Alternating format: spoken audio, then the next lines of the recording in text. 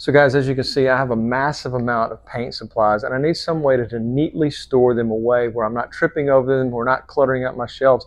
So I've got an idea of how to get them off the floor, increase my overall floor space in my garage, and have them neatly tucked away and organized where I can just pull them out when I need them. This is going to work great. It's not expensive to do, so follow along and I'll show you exactly how to build a very, very tidy storage compartment system for your garage. It'll double your storage space in your garage and open up more floor space. So guys, many years ago I painted the interior walls of my garage black, and that was because there were a lot of scuff marks, stains, paints, and things like that had spilled up against the walls. So what I'm doing today is, this is an optional step, but I want to paint this fresh lumber, which is really bright and will stand out. I want to paint it with a flat black paint where the system that's in place will not show up. You won't even hardly notice it there, and it'll be kind of out of sight and out of mind until you need something out of one of those containers.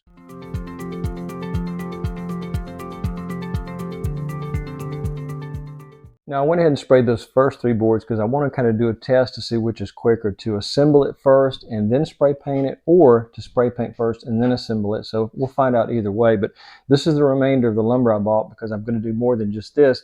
I'm going to be storing Christmas decorations on one side of the garage and paint supplies on the other. 2 things that gets used not as often as some of the tools in the garage. So I want to put the things that I'm occasionally using maybe once or twice during the year. They're out of the way and I don't have to think of them until I decide, oh wait, I need to do a project, and it's really easy to get to and there's no clutter during the rest of the year. So 10, 11 months out of the year, I have an open floor garage where I don't have to worry about all the clutter and tripping over everything. So the first thing I need to do is determine the exact height of these, where they're spaced properly, where they can slide in and out of the storage units. And they're going to have a unique label system. I'll show you that as well, and I'll put a link to the description to these buckets as well as everything I'm using in the project. But the first thing I need to do is I need to make sure I get the measurements just right and cut the pieces where I can assemble them without any difficulty, where they all come together really quickly. This is a really quick project. Once you build one shelf system, they'll all come together a lot faster, second, third, and fourth, if you have a large enough garage.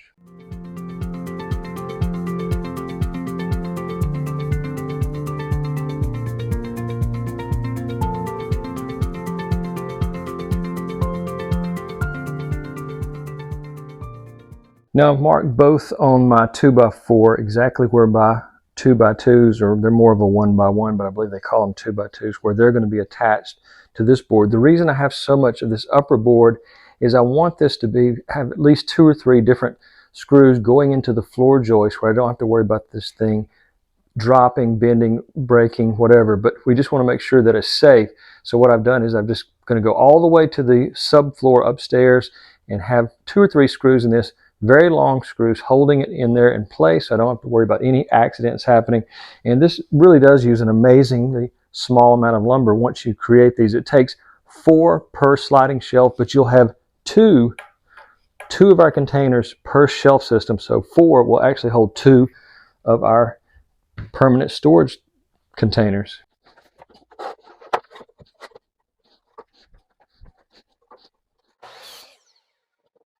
Again, I'm making duplicates from the first one using this as a guide, and I'm going to make sure it's exactly the same length, width of our vertical hangers, and we want it marked at exactly the same spot. So I just want to make sure that it's exactly the same so there's no unevenness to our hangers.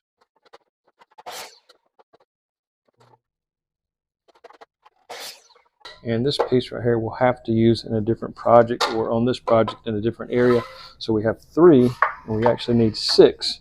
So one board created 3 of our hangers right there. Now these plastic tubs are very strong, and this is where our slider is going to be down this side and on the other side.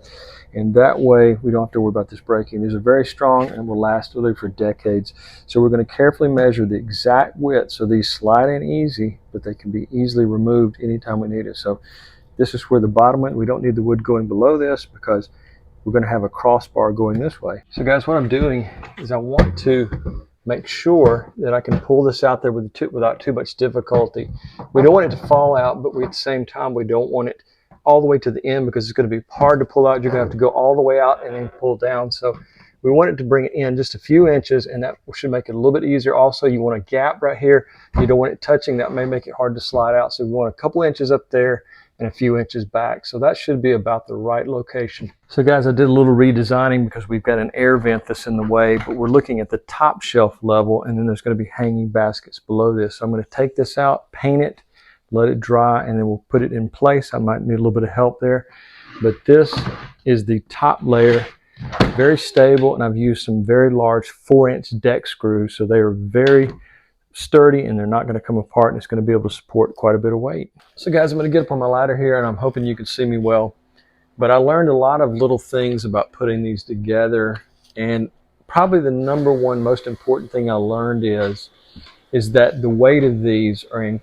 What you don't realize is the paint supplies I had here. When I filled one of these tubs up, it was incredibly heavy. So one thing I will tell you, that if you have some heavy things in here, you want to downsize these probably to the 5-gallon size rather than, I believe these are 15 or 17 gallons. So I'll put links in the description to the various sizes, but depending on what you're putting up here, you want to base the size of these particular tubs. Now, one of the things that I want to talk about first is these labels on here, and this was created by a Wi-Fi label maker, and I think this was like less than $20, and it prints out.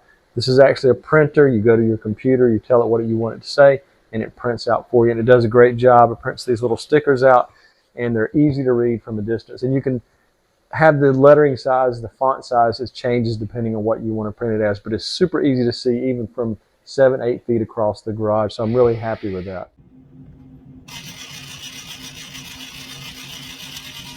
Now the next point I want to make is about overall height of the base of one of these. Not only is it higher than my overall height, I'm almost 6 foot, and these are about 6'3", 6'4" at the very base of them, so I don't have to worry about hitting my head on one. My vehicle's pulled in here. It's a very tight squeeze in between. If these were down lower, I would have to kind of struggle to get out of my car. So when the door swings open to my pickup truck, it clears this below, no problem below that. So that's another thing to take into consideration. Make sure you measure the bottom of this, because if you want to walk under these, if you have a narrow walkway once you have your vehicles pulled in or whatever, if you're going to be walking close to the walls or storing tall items under it, you want to make sure the base of these are definitely high enough. Now, another mistake I made, I hope you can see this on video, these are far too long, these vertical posts right here. They should be about right here. But unfortunately, I made these too long, and so I'm just going to let it stay like that. Unless you're wanting to make them a little bit longer, put a stabilization bar underneath the bottom of it, that might be something you consider. But I used very long screws on these. I'll give you a close-up of the actual screw I used. But I used very long outdoor deck screws to put this together because I want it to be stable. I did not want to use nails. Now, the next thing I wanted to talk about is the ease at taking one of these down. I could have put this post right here, this rail that holds it in place all the way out to here, but if I would have done that, it would have been harder to pull out. I think it's a little bit easier because you can kind of tilt it as you're bringing it out, and I'll show you exactly what I mean by that. So that makes it a little bit easier to remove. If these came out further, it'd be harder to remove. They're still very stable and they're still very safe, but I just wanted to say that if you bring it all the way out to the end of your storage bucket container, it's going to be a little bit harder to take them out of there. So take that into consideration by bringing it back about 6 or 6.5 inches. Now, as I said, I used a 4-inch deck screw. These are very, very strong, and I don't have to worry so much about anything being pulled out through use over years and years. So these are really great. I would highly recommend these. I got these at Lowe's, and I'll link the description if they're selling them online. If not, you can find these at Lowe's in the decking, screws, and components area of the store. Now, these tubs are called at Lowe's and Home Depot heavy-duty tubs, and they're not just your ordinary plastic tubs. They're less likely to break, and there's plenty of room right here on this lip of the container, and it's very strong. If you want to, you can actually seal these with zip ties around the sides or the front, or you could even use something like a small bicycle lock if you had something sensitive in there. But this, again, just Christmas supplies and decorations. So I would recommend not using one of the less expensive containers. Something like this, the heavy duty container, is going to last quite a bit longer, and you're less likely to have any kind of breakage around the edge. I doubt you would have any even over a period of decades as far as using this one. I'll put these, if these are sold online, I'll put the link in the description. If not, check Lowe's, Home Depot, or Ace Hardware, and they do sell them at all 3 locations. Now, as you can see, I use 2x4s, non-treated, and 2x2s for the rails on each side. But I got to thinking about this, and I thought about how to save just a little bit of money. If you're not putting really heavy stuff in there, just like things like Christmas decorations, you could get away with using your vertical beams with the 2x2. So you're not really necessary to use the 2x4s if you're just using medium weight stuff. If you're using heavy stuff, then I would recommend the 2x4s. But I think the 2x2s could construct the entire thing from top to bottom. So guys, as I mentioned before, this is the opposite side of the garage, and I may have not said why I did this, but about 10 or 15 years ago, I painted all of these. I had a spray gun and I painted the entire area of garage black. All the concrete blocks, I changed them over to black. I think they look better. They had a lot of stains, bad places, salt, whatever it was that it came through the outside. So that's why the blocks themselves are black.